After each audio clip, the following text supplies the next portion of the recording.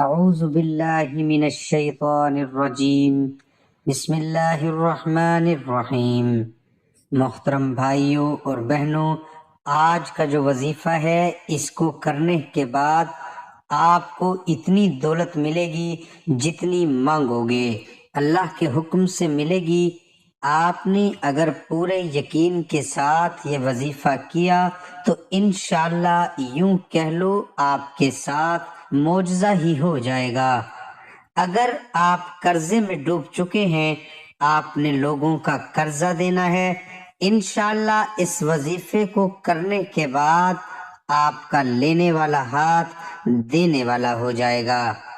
انشاءاللہ آپ لوگوں کو قرضہ دیا کرو گے، اور اگر آپ کے پاس دولت کی کمی ہے، گھر میں مسائل چل رہے ہیں، دولت کی وجہ سے آپ کو بیماری نے گھیر لیا ہے، آپ کسی اچھے ڈاکٹر کو چیک نہیں کروا سکتے، آپ کی زندگی میں آسانیاں نہیں ہیں، آپ بھی چاہتے ہو کہ میری زندگی میں بھی آسانیاں آئیں، جس طرح لوگ اچھی زندگی گزارتے ہیں، میرے پاس بھی دولت آئے جس سے میری زندگی خوشحال ہو سکے۔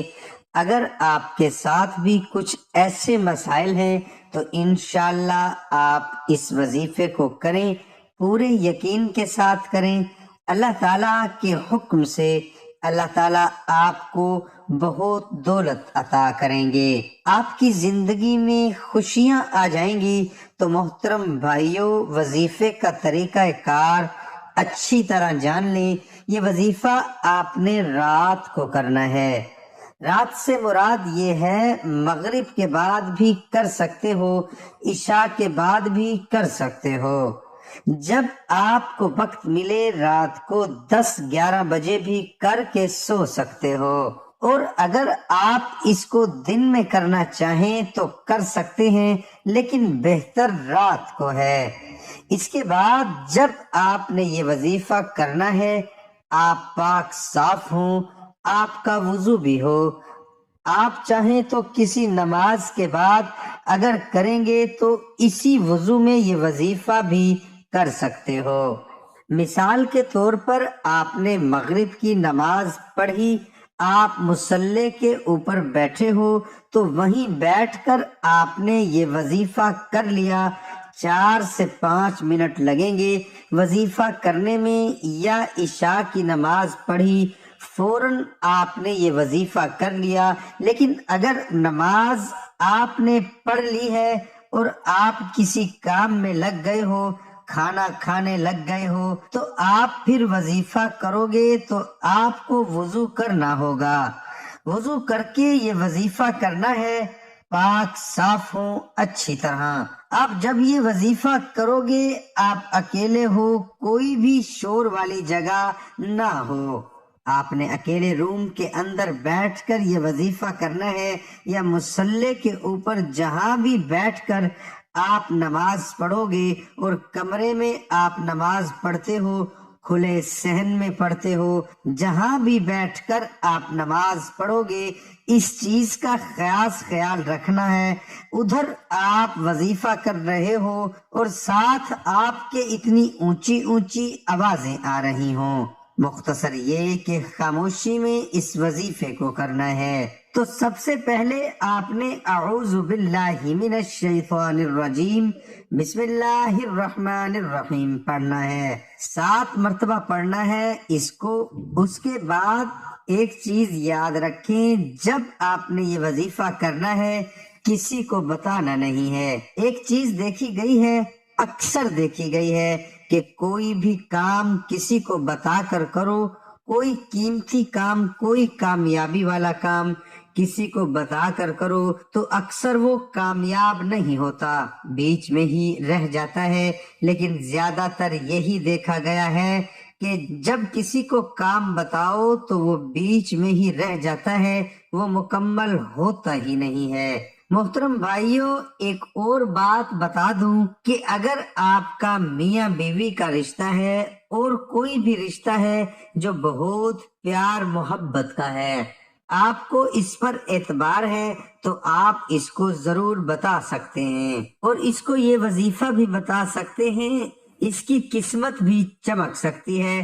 آپ نے ہر ایرے غیرے کو نہیں بتا دینا کہ میں یہ وظیفہ کر رہی ہوں یا کر رہا ہوں، مجھے تو کروڑ روپے ملیں گے، اس طرح پھر وہ کام مکمل نہیں ہوتا۔ اس چیز کا آپ نے خاص خیال رکھنا ہے۔ آپ نے درود پاک پڑھنا ہے، آپ صلی اللہ علیہ وآلہ وسلم کی ذات پر ایک مرتبہ سن بھی لیں۔ اللہم صلی علی محمد وعلی آل محمد کما صلیت علی ابراہیم وعلی آل ابراہیم انک حمید مجید۔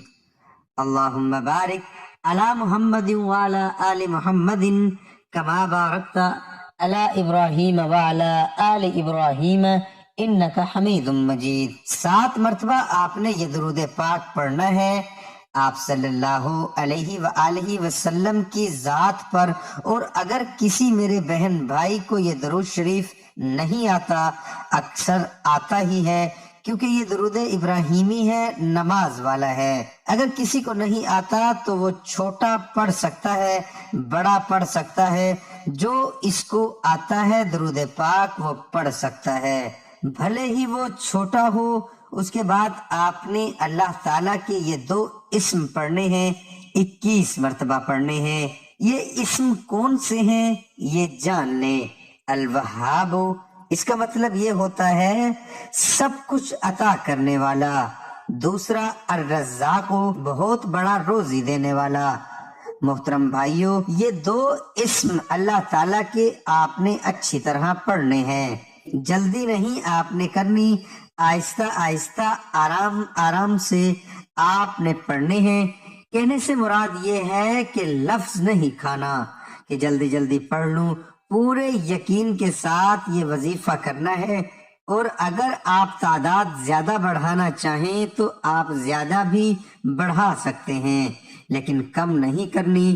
21 سے زیادہ بار آپ پڑھ سکتے ہیں۔ اس کے بعد آپ ہاتھ کی انگلیوں کے اوپر بھی پڑھ سکتے ہیں، تسبیح کے اوپر پڑھ سکتے ہو، دل میں پڑھ سکتے ہو، لیکن شمار آپ نے پورا کرنا ہے۔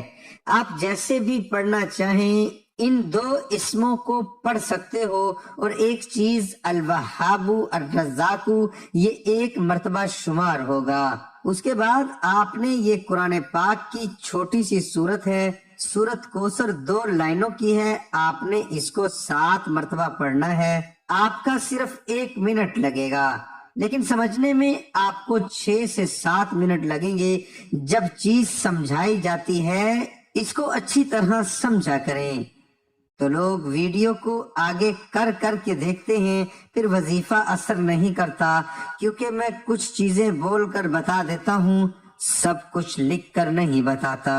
جو بول کر بتاتا ہوں وہ وظیفے کا حصہ ہوتا ہے، اس لیے ویڈیو کو مکمل دیکھ کر یہ وظیفہ کیجئے، پھر انشاءاللہ اللہ تعالیٰ خیر کرے گا، یہ وظیفہ اثر بھی کرے گا۔ سورت کوثر آپ نے پڑھ لینی ہے جیسا کہ میں نے بتایا۔ اس کے بعد بھائیو آپ نے یا اللہ 1 مرتبہ کہنا ہے، پھر آخر میں 1 مرتبہ درود شریف بھی پڑھنا ہے، 1 ہی مرتبہ درود شریف پڑھنا ہے، آخر میں یا اللہ کے بعد یا اللہ بھی 1 مرتبہ کہیں گے۔ اس کے بعد آپ نے درود پاک پڑھ لینا ہے، جیسا کہ میں نے یہ چیز لکھ کر نہیں بتائی، لیکن یہ وظیفے کا حصہ ہے، پیچھے بھی میں نے کچھ چیزیں ایسی بتائی ہیں جو لکھ کر نہیں بتائی۔ آپ نے وضو کرنا ہے، پاک صاف ہونا ہے، سب طریقہ بتایا ہوتا ہے، سمجھانا پڑتا ہے، پھر ہی وظیفہ اثر کرتا ہے۔ محترم بھائیوں، کوئی بھی وظیفہ کریں تو نماز کا پڑھنا لازمی ہے، کیونکہ نماز کے بغیر وظیفہ ادھورا ہوگا۔ اللہ تعالی ہم سب کو 5 وقت نماز صحیح طریقے سے ادا کرنے کی توفیق عطا فرمائے، اور جو لوگ پریشان ہیں اللہ تعالیٰ ان سب کی پریشانیاں دور فرمائے، اور اللہ تعالیٰ میرا سنانا آپ کا سننا اپنی بارگاہ الہی میں قبول اور منظور فرمائے۔ آمین ثم آمین۔